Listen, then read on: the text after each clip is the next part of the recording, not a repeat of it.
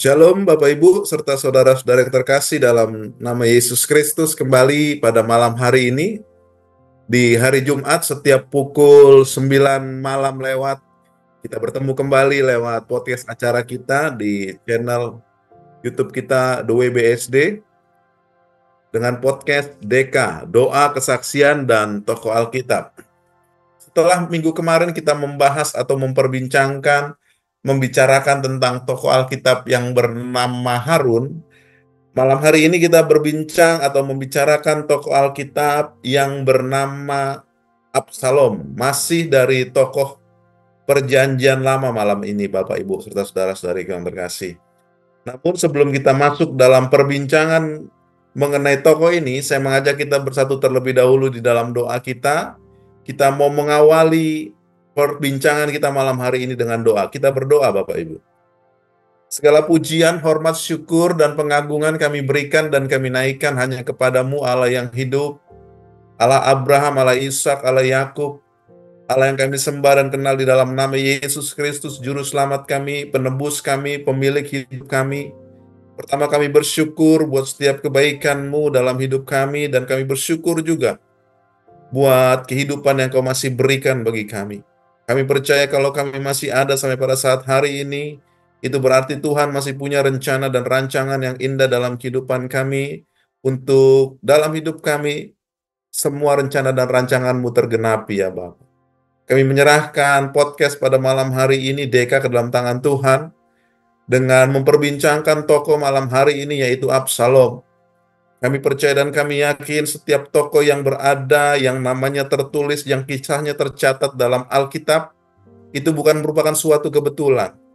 Tapi di dalam-Mu adalah sesuatu yang terencana, terancangkan, dan kami percaya ada hal yang baik, hal yang indah untuk kami dapat pelajari dari kisah tokoh ini. Dalam nama Yesus Kristus, kami akan mulai podcast pada malam hari ini. Kita yang siap memulai DK sama-sama kita katakan, amin. Nah, Bapak Ibu serta saudara-saudari yang terkasih, kita akan langsung saja masuk dalam pembahasan kita mengenai Absalom pada malam hari ini. Ya, memperbincangkan tentang Absalom, seperti biasa kita akan masuk dalam bagian-bagian slide kita, dan seperti biasa saudara-saudari yang terkasih, saya akan sampaikan bahwasannya dalam DK ini kita akan masuk dalam beberapa bagian. Tepatnya ada sekitar 4 bagian, Bapak Ibu serta saudara-saudari yang terkasih, untuk memperbincangkan tokoh pada malam hari ini, yaitu Absalom. Saya akan mulai untuk ke slide berikutnya. Oke, kita akan masuk dalam beberapa bagian. Yang pertama, di slide pertama, yaitu informasi mengenai tokoh, sebagaimana yang Bapak Ibu bisa lihat di layar monitor laptop, komputer, ataupun handphone Bapak Ibu. Kemudian di bagian berikutnya yaitu kisah-kisah yang menonjol, dan kemudian karakter atau sifat dari tokoh ini. Dan bagian yang keempat, saya akan menyampaikan tentang pelajaran yang kita dapatkan dari kisah tokoh yang akan kita perbincangkan pada malam hari ini, yaitu Absalom. Nah, Bapak Ibu, kita akan mulai saja mengenai kisah tokoh ini. Mohon maaf, ini masih informasi tokohnya ini masih bernama Harun. Kita akan membahas sebenarnya tokoh kita pada malam hari ini, yaitu adalah Absalom. Nah, Bapak Ibu, ada 4 informasi yang ingin saya sampaikan mengenai tokoh ini, yaitu Absalom. Yang pertama, Absalom ini adalah merupakan anak dari Raja Daud dengan istrinya yaitu Maaka. Jadi kalau kita memperbincangkan dengan Absalom, sekali lagi saya kasih tahu ya Bapak Ibu, ini ada terjadi belum saya ganti ini namanya, tokohnya sebenarnya ini Absalom. Berbicara tentang Absalom, dia ini anak dari Raja Daud dengan istrinya yang bernama Maaka. Jadi bukan dari istri yang lain, karena Daud ini mempunyai beberapa istri Bapak Ibu. Yang salah satunya yang menurut saya pasti Bapak Ibu kenal adalah mengenai Batseba. Jadi ini anak dari Raja Daud dan Maaka. Kemudian yang kedua, informasi tokoh ini yaitu memiliki 4 orang anak. Jadi Absalom ini memiliki 4 orang anak, di mana terdiri dari 3 laki-laki dan 1 perempuan, yaitu yang bernama Tamar. Jadi dia mempunyai anak perempuan juga yang bernama Tamar. Selain dia juga mempunyai saudara perempuan juga namanya Tamar. Tapi Absalom juga punya anak yang bernama Tamar. Kemudian poin yang ketiga mengenai Absalom ini, informasi yang ingin saya bagikan bagi kita pada malam hari ini adalah dia meninggal di hutan Efraim. Ketika dalam peperangan dengan pengikut-pengikut daripada Daud, dia itu meninggal di hutan Efraim dengan cara tersangkut di pohon tarbantin. Ketika sudah tersangkut, saudara-saudariku yang terkasih, Yoab kemudian melempar lembing ke tubuh daripada Absalom, sehingga Absalom meninggal dengan posisi dia tergantung, Bapak Ibu. Kemudian poin yang keempat mengenai Absalom adalah memiliki saudara perempuan yang bernama Tamar dan juga 18 saudara laki-laki tapi tiri, ya Bapak Ibu. Karena kembali saya bilang tadi, Daud itu memiliki beberapa orang istri. Jadi saudara tirinya yang perempuan yang lain yang bernama Tamar, kemudian juga ada saudara laki-laki tirinya ada 18 saudara laki-lakinya. Nah, masuk ke dalam slide berikutnya, Bapak Ibu serta saudara-saudariku yang terkasih, kita akan melihat kisah menonjol atau kisah yang menarik, yang menurut saya menarik, yang akan saya bagikan buat kita pada malam hari ini, yaitu di dalam 2 Samuel 13 ayat 20 sampai dengan ayatnya yang ke-22. 2 Samuel 13 ayat 20 sampai dengan ayat yang 22. Jadi saya hanya menampilkan di mana ayatnya ini berada, dan juga saya akan membacakan buat kita sekalian pada malam hari ini, Bapak Ibu. 2 Samuel 13 ayat 20 sampai dengan 22. Bertanyalah Absalom kakaknya kepadanya, apakah Amnon kakakmu itu bersetubuh dengan engkau? Maka sekarang adikku, diamlah saja. Bukankah ia kakakmu? Janganlah begitu memikirkan perkara itu. Lalu Tamar tinggal di rumah Absalom kakaknya itu seorang diri. Ketika segala perkara itu didengar Raja Daud, sangat marahlah ia. Dan Absalom tidak berkata-kata dengan Amnon, baik tentang yang jahat maupun tentang yang baik.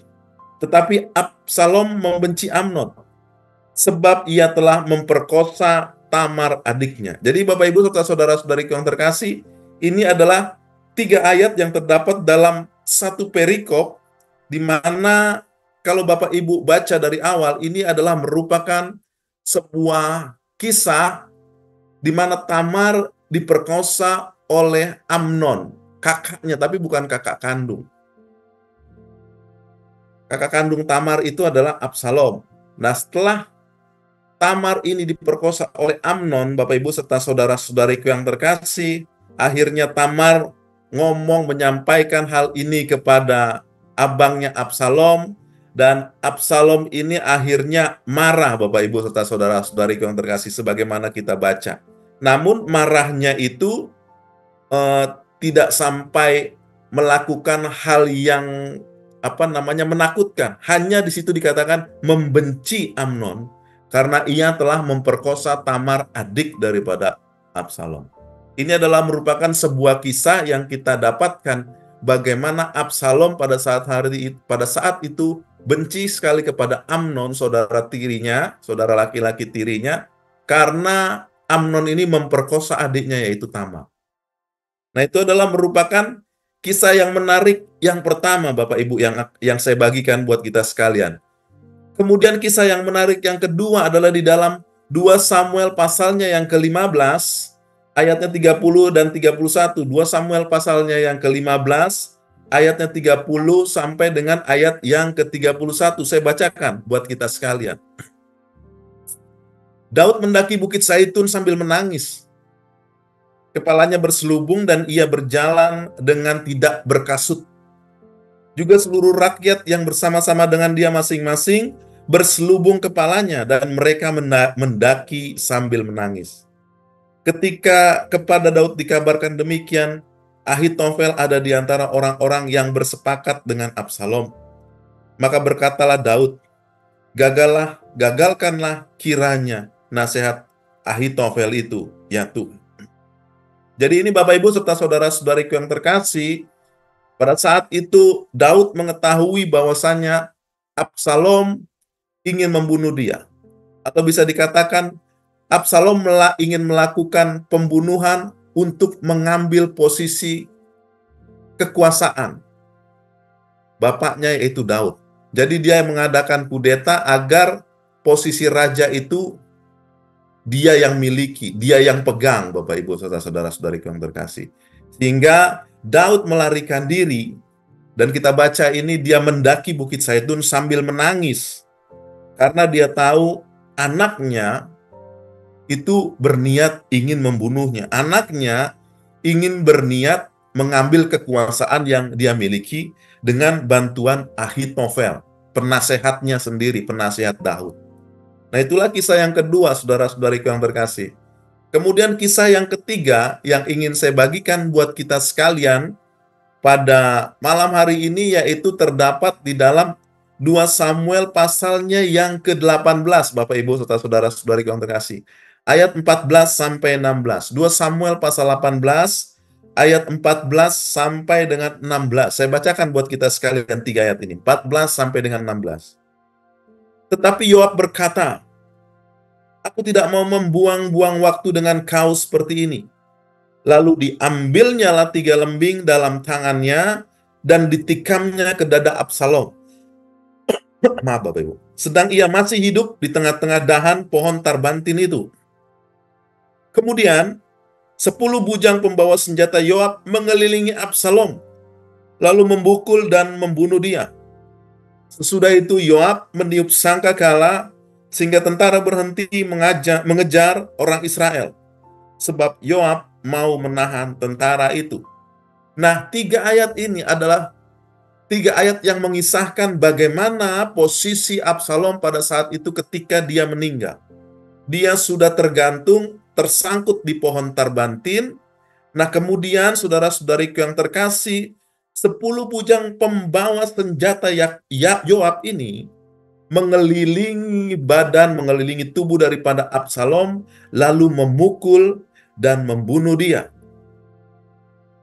Nah, Yoab pun mengambil bagiannya. Dia juga sebelum daripada pembawa senjata Yoab ini melakukan pukulan dan membunuh Absalom, Yoab ini pun menikam dada Absalom, dan juga diambilnya 3 lembing dalam tangannya dan ditikam dada Absalom.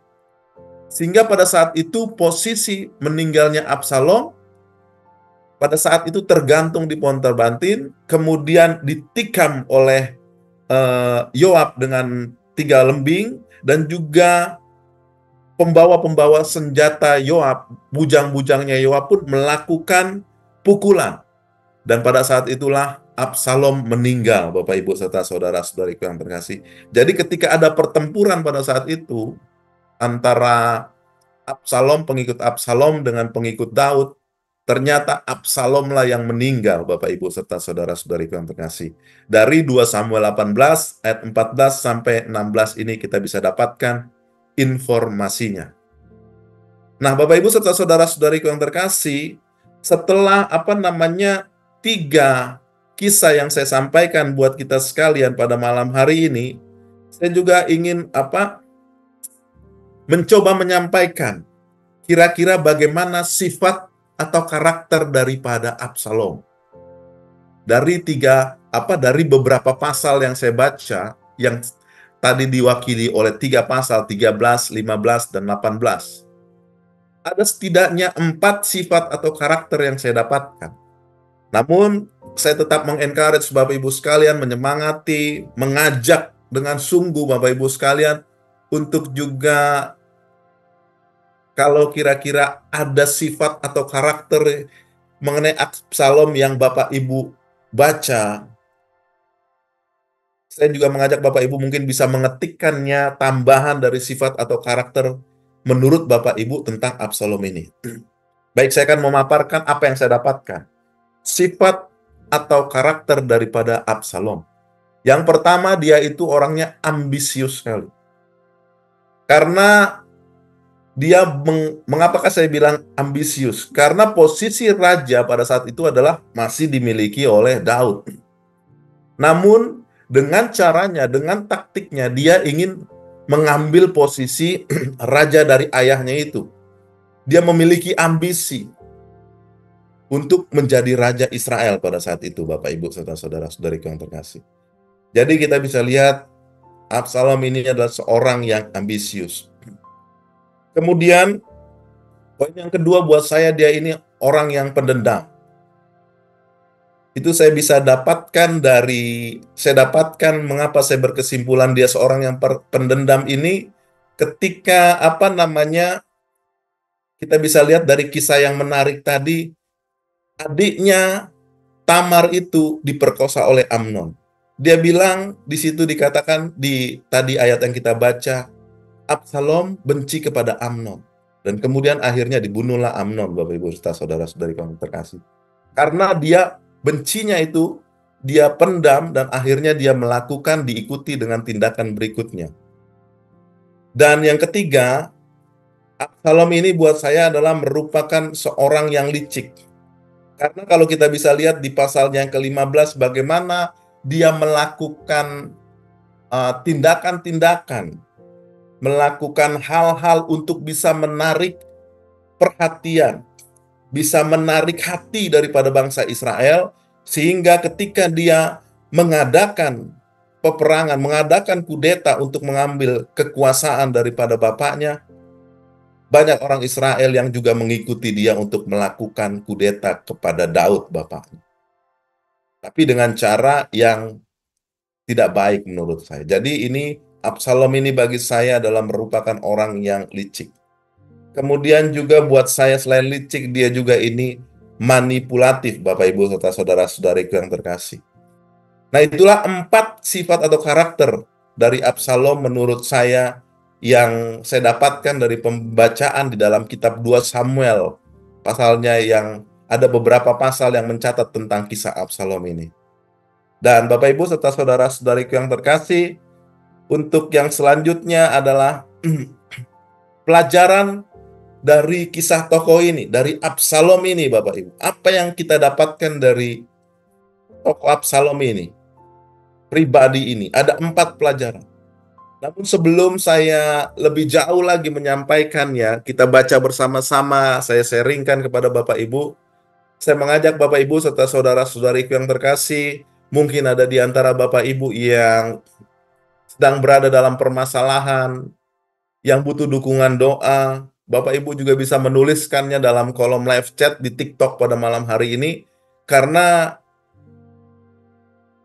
pada saat malam hari ini secara live juga saya akan berdoa, kita akan berdoa, karena di akhir daripada podcast ini kita akan berdoa bersama-sama.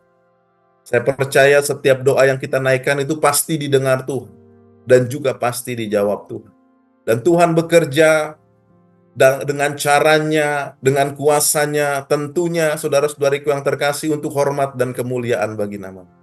Oleh karena itulah, mari Bapak Ibu sebelum kita masuk ke dalam pelajaran berikutnya, maksudnya slide terakhir dari podcast kita pada malam hari ini, yaitu pelajaran dari kisah tokoh Absalom, saya mengajak Bapak Ibu juga kalau ada pokok doa bisa mengetikkannya, sehingga di akhir podcast ini kita bisa berdoa bersama-sama. Nah, masuk dalam bahasan yang terakhir pada malam hari ini, yaitu pelajaran dari kisah tokoh Absalom. Yang pertama, pelajaran yang saya dapatkan, boleh memiliki ambisi, tapi jangan ambisius. Saya ulangi, pelajaran dari kisah Absalom adalah boleh kita memiliki ambisi, tapi jangan ambisius.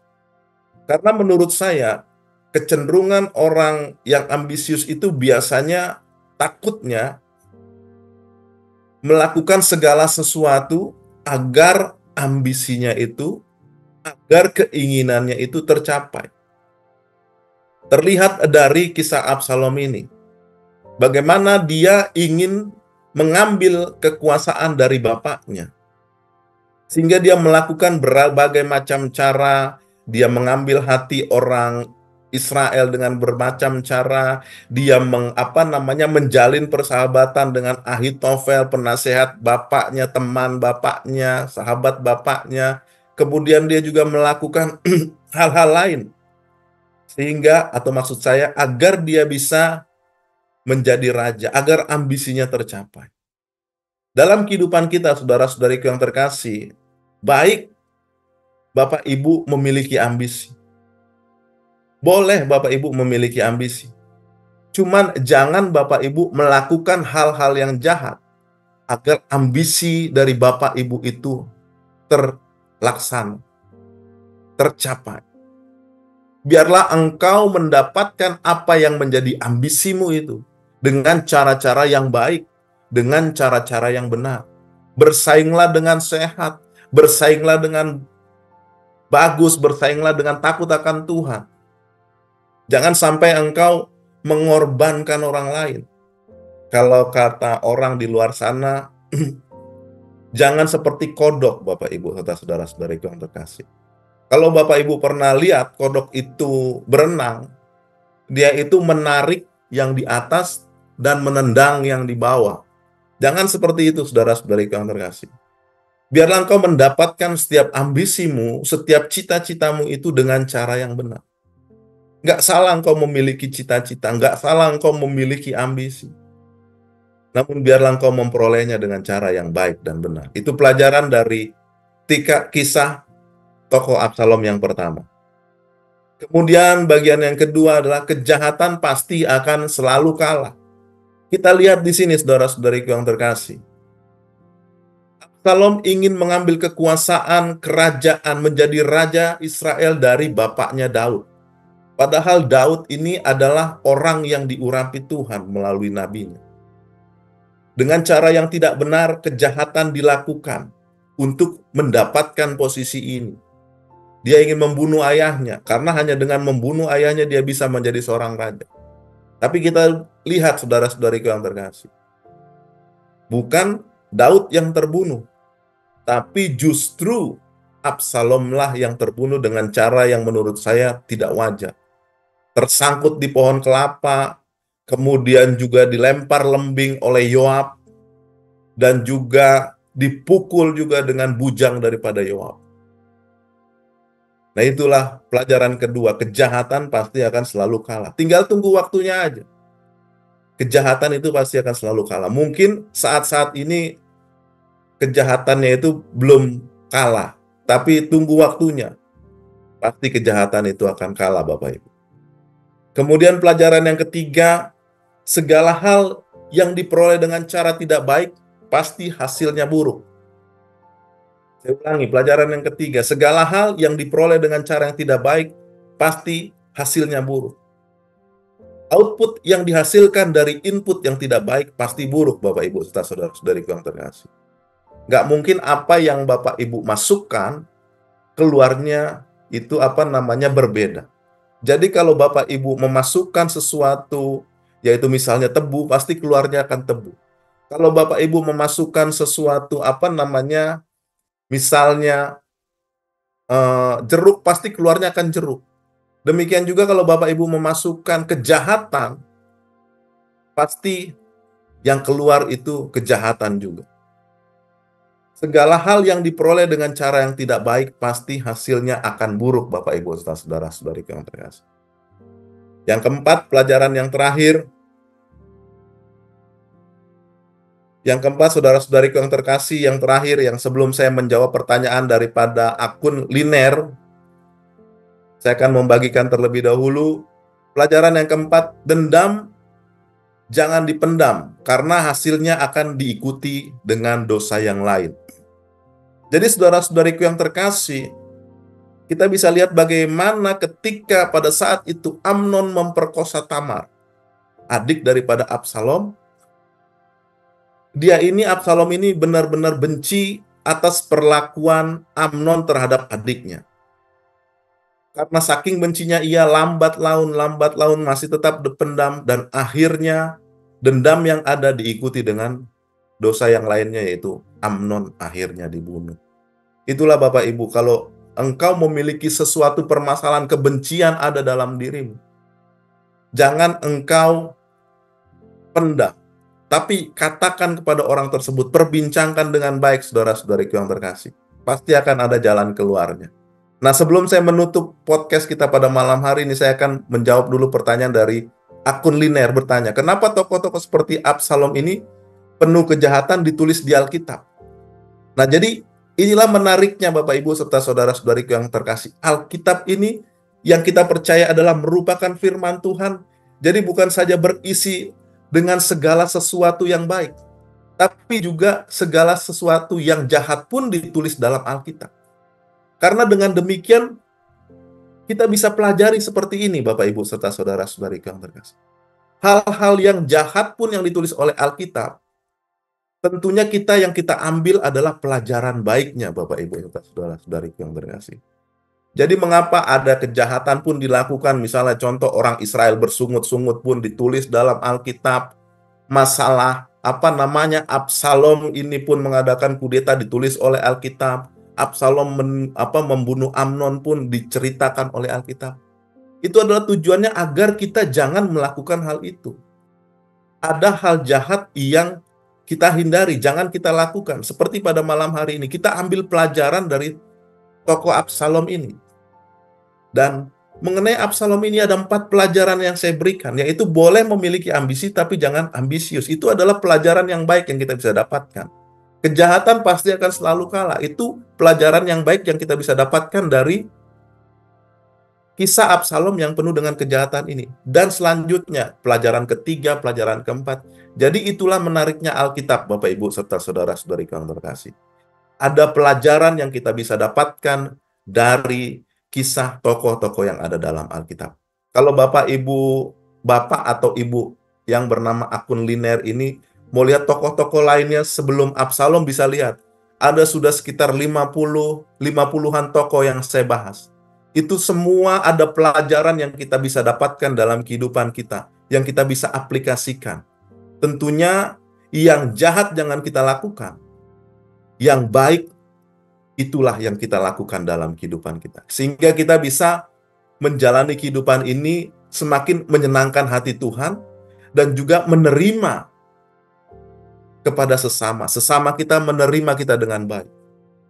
Karena ada hal-hal yang baik yang kita pelajari dalam Alkitab yang kita aplikasikan dalam kehidupan kita. Nah, itulah menjawab pertanyaan dari akun Liner pada malam hari ini dan tentunya menutup podcast sedekah kita pada malam hari ini.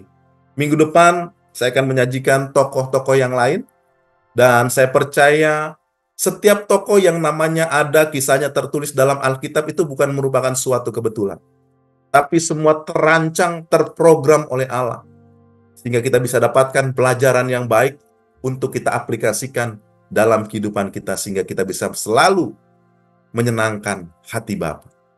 Kita akhiri podcast kita pada malam hari ini. Saya mengajak kita bersatu terlebih dahulu di dalam doa kita berdoa. Sungguh besar Engkau Allah yang hidup, Allah yang menciptakan kami, yang memelihara kami, dan untuknya lah kami ada dan kami hidup. Terima kasih Bapa karena kami telah sampai di akhir acara podcast pada malam hari ini. Biarlah apa yang kami dapatkan pelajaran dari tokoh Absalom ini, segala sesuatu hal yang baik, yang positif, biar kami lakukan dalam kehidupan kami. Namun segala sesuatu hal yang negatif, jangan kami lakukan dalam kehidupan kami. Sehingga kami percaya dan kami yakin pertumbuhan kedewasaan pengenalan kami akan Engkau, itu semakin baik dan semakin menyenangkan hati-Mu Bapa. Dan di akhir ibadah ini, Bapa, aku berdoa buat setiap anak-anak-Mu yang ada dan gabung pada malam hari ini, biarlah Engkau berkati. Teruntuk juga buat akun yang bernama Liner dalam nama Yesus Kristus. Engkau berkati kehidupannya, Engkau berkati pekerjaannya, pengenalannya akan Engkau. Biarlah Tuhan Kau semakin tambah-tambahkan. Biar pribadi ini semakin hari semakin menyenangkan hati-Mu ya Bapa. Dan kami juga tidak lupa berdoa dalam nama Yesus Kristus buat setiap anak-anak-Mu yang pada malam hari ini mungkin sedang berada dalam keadaan sakit. Aku mendoakan mereka, aku mohon belas kasihan-Mu bagi mereka. Bapa, tahirkan mereka. Bapa, sembuhkan mereka di dalam nama Yesus Kristus. Engkau yang memiliki kuasa. Tidak ada sakit penyakit yang tidak bisa Engkau sembuhkan. Untuk hormat kemuliaan bagi nama-Mu, aku berdoa dalam nama Yesus Kristus. Sembuhkan yang sakit ya Allah pada malam hari ini. Cukupkan setiap kebutuhan anak-anak-Mu dalam nama Yesus Kristus.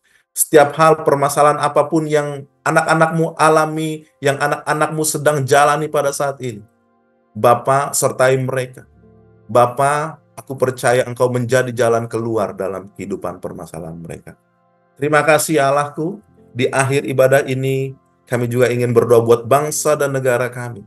Kepemimpinan Presiden yang baru, Prabowo, Wakil Presiden Gibran, demikian para menterinya, aku berdoa dalam nama Yesus Kristus. Biarlah mereka menjalani kepemimpinan mereka berjalan dengan baik. Apapun yang mereka putuskan, kebijakan-kebijakan apapun yang mereka akan keluarkan, biarlah itu semua untuk mensejahterakan bangsa dan negara Indonesia. Menjadikan Indonesia ini menjadi lebih baik. Di dalam nama Yesus Kristus. Terima kasih Bapak. Dan pada malam hari ini Bapak Ibu, mungkin ada Bapak Ibu yang mau menerima Yesus Kristus sebagai juru selamatmu, sebagai penebusmu, sebagai satu-satunya jalan dalam kehidupanmu yang bisa membawa engkau kepada Bapa. Saya akan mengajak, menuntun Bapak Ibu sekalian dalam doa kita bersama.